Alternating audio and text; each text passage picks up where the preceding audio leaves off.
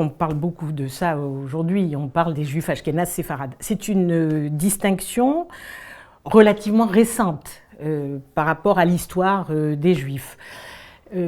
Au départ, les juifs étaient juifs venant de Terre Sainte, j'allais dire de Palestine, mais ce n'est pas le bon terme. Vous savez que le terme Palestine a été créé par les Romains lorsqu'ils ont conquis la Judée, et ils ont donné le terme de Palestine en référence aux Philistins, qui étaient les pires ennemis des Judéens à l'époque. Donc pour bien montrer que c'était complètement fini, on a appelé cette région-là la Palestine.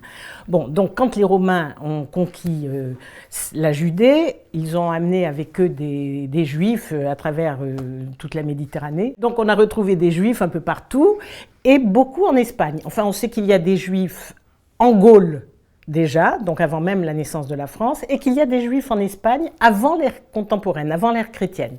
On a retrouvé des tombes, on a retrouvé des ustensiles, vous savez, des veilleuses, des choses comme ça, avec des inscriptions en hébreu qui datent de 2-3 siècles avant l'ère contemporaine.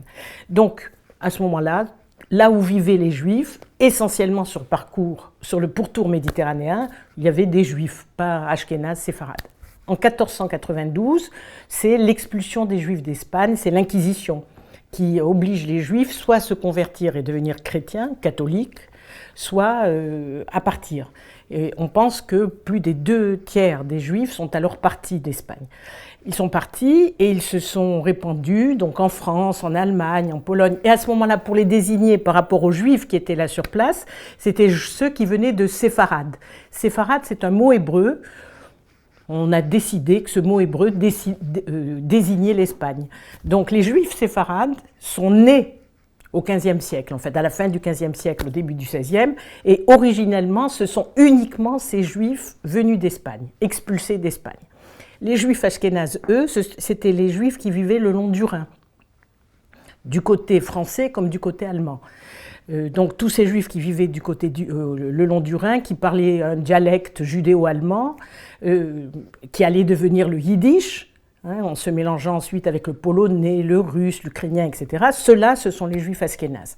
Donc originellement, voilà, Juifs ashkénazes, c'est les Juifs d'Europe de l'Est, Juifs séfarades, ce sont les Juifs d'Espagne. Sauf qu'aujourd'hui en France, on dit que dans la population juive qui s'élève à peu près à 4 à 500 000 personnes, on sait que les 2/3, les 3/4 sont des séfarades. Alors, est-ce que c'est vraiment des séfarades? Ben non, bien sûr que non. C'est une extension, si vous voulez, du terme. En fait, les juifs qu'on appelle séfarades en France, ce sont des juifs qui viennent du Maroc, d'Algérie, de Tunisie, donc des juifs du Maghreb. Alors, après l'Inquisition, les pays musulmans ont accueilli les juifs facilement. La Turquie, le sultan de Turquie à l'époque, a envoyé même des bateaux en Espagne pour recueillir ces juifs expulsés en disant « mais ces souverains chrétiens sont complètement fous de se débarrasser de gens aussi compétents ». Donc ils sont venus en Turquie, ceux-là étaient vraiment séfarades. Il y en a beaucoup qui sont venus au Maghreb, surtout au Maroc, un peu en Algérie, moins en Tunisie. En tout cas, ils étaient sur le Maghreb. Et ces juifs séfarades, donc d'Espagne, parlant l'espagnol, le castillan, arrivant au Maghreb, ont été confrontés à une population juive locale qui était là depuis très très longtemps, puisqu'on pense que les Juifs étaient dans le Maghreb au moins 500 ans avant l'ère chrétienne, au moment de la fondation de Carthage. Donc vous voyez, ça remonte à très longtemps. Donc il y a eu 2 populations qui se sont, j'allais dire, affrontées, parce que c'est presque ça.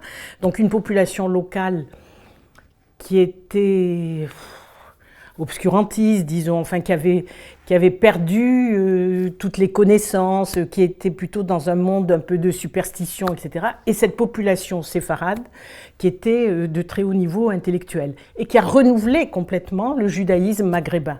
Donc il y a eu des mélanges, pas des masses, en tout cas pas au début. Et en Tunisie, ces mélanges ne se sont jamais faits jusqu'au moment de l'indépendance, puisque entre les Juifs vraiment séfarades, qui eux d'ailleurs avaient fait le détour par Livourne, donc ce sont des Juifs que l'on appelait les Livournais à Tunis et dans d'autres villes de Tunisie, entre les Juifs livournais et les Juifs Touansa, c'est-à-dire les Juifs de Tunisie, les cimetières étaient séparés. Jusqu'au dernier moment, on n'enterrait pas les Touansa et les Grana, c'était ceux de Livourne, dans les mêmes cimetières. On se mariait très peu ensemble. Ça n'a pas été tout à fait le cas au Maroc et en Algérie, où il y a eu, au bout d'un certain temps, des mélanges avec la population locale. Donc vous voyez, c'est un petit peu par extension qu'on appelle séfarades les Juifs d'Afrique du Nord. En France, aujourd'hui, les vrais séfarades, ce sont les Juifs qui descendent de Salonique, ce sont les Juifs qui viennent de Turquie, d'Istanbul. Bien sûr qu'il y en a, mais ils sont quand même hyper minoritaires. Donc les Juifs séfarades d'Afrique du Nord, par exemple, ne parlent pas du tout le judéo-espagnol. Ils parlent le judéo-arabe. Hein, ils parlent, non, je dis des bêtises, ils parlaient. Aujourd'hui, plus personne ne parle le judéo-arabe. Je suis sur une recherche là, très passionnante sur les trousseaux de Constantine. Et on a retrouvé des archives qui datent d'avant la conquête française, qui datent de 1795 jusqu'en 1847, puisque Constantine a été prise à ce moment-là, a été conquise à ce moment-là. Et on a, je sais pas, 70 dossiers d'archives ce sont des registres de notaires sur les trousseaux des jeunes filles. Bon, c'est une merveille, sauf qu'on n'arrive pas à trouver de traducteur qui puisse nous dire exactement ce qu'il y a là-dedans. Donc, comme c'est écrit en hébreu, on peut le lire, mais on ne sait pas le traduire.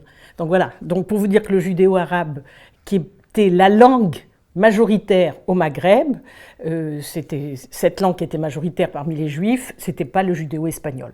Donc, séfarade aujourd'hui, ça désigne les Juifs d'Orient, de manière abusive. Mais malgré ça, ça ne désigne pas, par exemple, les Juifs d'Irak, qui sont à part. Ce sont des Juifs qui viennent de la première destruction du Temple, et donc qui ont été exilés à Babylone. Ça ne désigne pas les Juifs du Yémen, qui sont à part. Ça ne désigne pas les Juifs d'Italie. Parce que les Juifs d'Italie, on pense qu'ils sont vraiment les descendants directs de ces Juifs captifs et amenés par les Romains à Rome. Donc ils ne sont ni séfarades, ni ashkénazes, ils sont italiens. Donc deux grands groupes. Ashkénazes, séfarades, Ashkénazes, c'est Europe de l'Est, parlant plutôt le yiddish. Séfarades, originellement Espagne, mais ensuite tout le bassin méditerranéen, plus des petits groupes de juifs qui sont ni séfarades ni ashkénazes et qu'on va trouver au Yémen, en Irak, en Italie. On peut même dire qu'en France, les juifs du comtat vénétien, vous savez que pendant le Moyen-Âge, il y avait ce que l'on appelait les juifs du pape. Les juifs n'avaient pas le droit d'habiter n'importe où en France. Mais dans le comtat vénétien, ils avaient le droit de vivre dans 4 villes seulement. Et dans ces 4 villes-là, donc il y a eu une population juive qui s'est développée, qu'on appelle les juifs provençaux ou les juifs du pape, qui sont eux aussi ni séfarades ni ashkénazes. C'est aussi une population, mais enfin au moment de la Révolution, quand ils ont été émancipés, ils étaient royalement 2000-2500, c'est une toute petite population.